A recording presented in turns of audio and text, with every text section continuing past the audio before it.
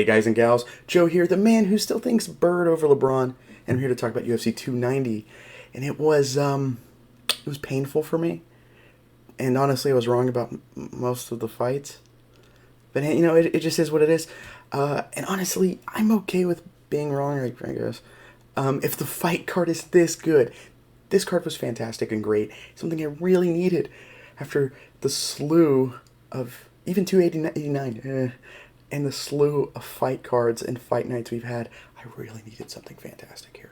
And it was great. So, enough talk. Let's get to the fights.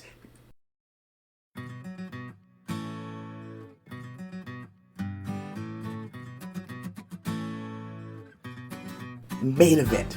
We have Yair Rodriguez, interim champion, taking on, I guess, main champion, I'll say, Alexander Volkanovski. I don't want to say fake and real champion, because I feel like that's condescending. And I expected this fight to be rough for Volkanovski. I thought the length was going to give him trouble, the kicks were going to give him trouble. And but I did pick him to win. And honestly, he didn't have that too much a hard of a time. He came out using his wrestling, kind of reminiscent of the Frankie Edgar Yair Rodriguez fight. Frankie would just kind of ground him, pound him, smash on him until the doctor stopped it. And Volkanovski came out doing just that. Had a high guard for the kicks, a lot of pressure, kept planting Yair down. And no real threat of submissions from the bottom either from Yair. Volkanovski just kept pounding on him, kept beating him up. Eventually, there was a big headbutt in like the third round or so. And it looked brutal. Like, honestly, Henry Cejudo, like, if Henry Cejudo was fighting Yair Rodriguez, and that happened, we'd still be trying to wake Yair up.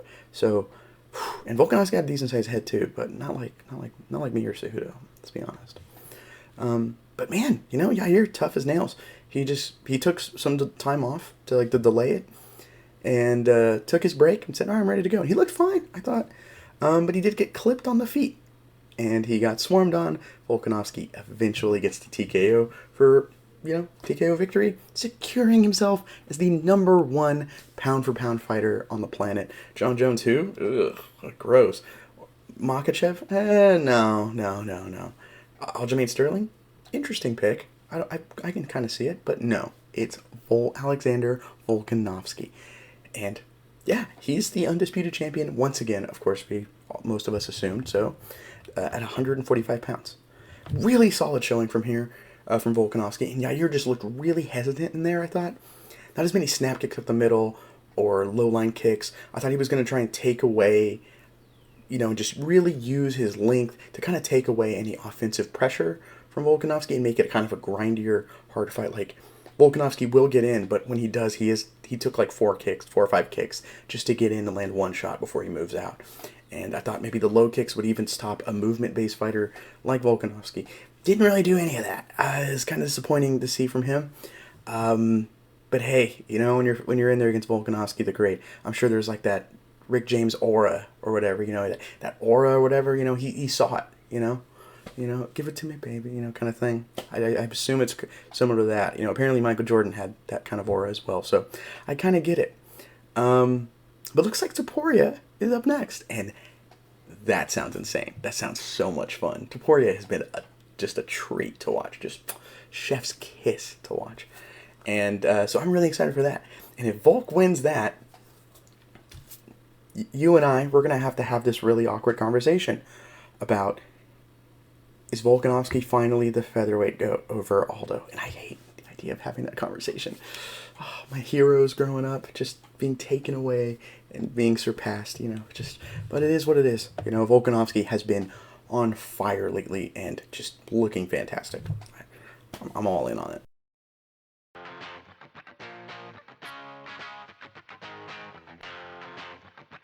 Self-high five. Co-main event, we had a fight of the year candidate, I thought this fight was incredible. Brandon Moreno defended his flyweight title against Alexandria Pantoja. The third time they fought. I feel like this is the second fight, really, because I don't really count exhibition tough fights. But UFC has done that in the past. They called Nate Diaz, Gray Maynard a trilogy fight, even though their first fight was on tough. I don't know. I'm guessing it's for, promotional purposes. Or maybe that's just how they count it. I don't. I understand counting it in, professional fights in kickboxing. A la, Pereira, Izzy, but in tough exhibition. It's on like the Contender Series. It's not on their record. But, all right. Well, early on, Moreno, just like I said in the previous show, Pantoja wants to blitz, and how does Moreno deal with that blitz? And he's a great fighter to kind of do it. So he does defend it very well, shows off his superior striking, but he does get clipped, and he does get dropped. And Pantoja lands on top, lands some good elbows that bust Moreno open. I thought that round was for Pantoja. Second round, Moreno just dominates him on the feet. Jabs, left hooks, some kicks in there. Incredible boxing, incredible speed from Moreno. Got to give him that round. Third round, Pantoja gets early back control, but eventually Moreno does sweep him, get on top, goes back to the striking, and he dominates the round, for the rest of the round at least, in the striking department. Great left hooks, great jabs, good moments where they're both like trading shots back and forth, but it seemed like Moreno has the gas tank and the oomph on his shot still. I felt like, I'm not going to give a score for that round, because I think that round's contentious. I know what I scored it, but I'm really curious what you guys scored it. Because you'll know where I kind of sit eventually. Fourth round, Moreno doing incredibly well on the feet, landing a ton of shots, sweeping Pantoja when Pantoja does get the takedown. And Pantoja is just exhausted. He's looking to just kind of get the fight to the ground and just hold and contain and hope for the best. That's about it. Fifth round, Pantoja does get back control. He kind of backpacks on Moreno, a la Damian Maia, just holding him there, not doing much, and that's basically the entire round. That round wasn't great, I thought. And now after the fight, the judges go to the scorecards, and they give Alexandria Pantoja the win, and he is the new flyweight champion of the world. And I don't know. I don't know about that one. I'm kind of torn on that one. So I saw the scorecards. So two judges basically said 1, 3, 5 Pantoja. The judge who scored it for Moreno had 2, 3, 4, 5 Moreno, which I don't know about that, because when they in the fifth round when they were on the feet, Moreno was doing a fantastic job once again. But for the most of that fight, he was just kind of holding him on his back. So full disclosure, before I do this slight vent, I am a massive Moreno fan. I'm also half Mexican. If we want to do this whole, what do you identify as? I identify as a Mexican man, and it's nice seeing. Kind of warms my heart seeing Mexican fighters do so well. But this fight reminds me of another fight of the year candidate, a fight I'd love, Islam Makhachev and Alexander Volkanovski. I scored that fight for Volkanovski as well. I still scored that fight for Volkanovski. And I'm not sure, I'm calling myself out here, I'm not sure I'm scoring it well enough for a fighter who just kind of takes position and holds on for dear life, not doing anything. Now, this isn't like GSP back in the day, who would take you down. And admittingly, he would do minimalistic, but he would do work. I'm talking more about, okay, on the feet I'm getting kind of smashed on. I'm just going to take your back and hold you and just kind of do that. I feel like I'm never like impressed with that kind of ideology. And I don't know. I'm never impressed with it. It scores points, absolutely. But if I don't know if it should score a ton. On the flip side, you can definitely argue, well, the better fighter would get out of that position. You're 100% right. So, I don't know. Am I just scoring that incorrectly? Because I scored round 3 for Moreno, and I kind of go back and forth in my head mentally on 5. But I don't know. I'm asking you guys. I'm really curious what you guys think. Once again, I want to stress, I'm potentially incredibly biased here. So, I'm very curious what you guys think. I'm kind of calling myself out here a little bit. Am I just scoring this incorrectly? Was I biased here? I'm genuinely curious what you guys think, and I'm willing to, be wrong, essentially. So next up, we had the fight that really made me sad, and I hate it. I still hate it with every ounce of my being, as Driccus Du Plessis took on Bobby Knuckles, Robert Whittaker. And it led to one of the cringiest face-offs of all time, at least. So early on, Whittaker's doing great in the stand-up, doing just great punches and striking. Then Du Plessis got in the first round, got a kind of a trip, gets Robert Whittaker down, lands ground and pound, ends the round on top. Yeah, that's the Du Plessis round. I have no problem saying that. Second round, Rob is winning the striking again, then gets hit with one of these janky, weird punches from, like, the awkward, robotic striking of DDP, and knocks Rob down. He gets back up, but he's still hurt, and these big shots keep coming awkwardly from this awkward stance, and he TKOs Robert Whittaker in a just massive upset. It's weird. It sounds weird saying it right now. Driccus Du Plessis is now fighting Israel Adesanya, it looks like. And I've seen Driccus Du Plessis be called the best bad fighter. I think of him more as the Keith Jardine for our era. you watch him strike and you just go, wow, this guy must suck.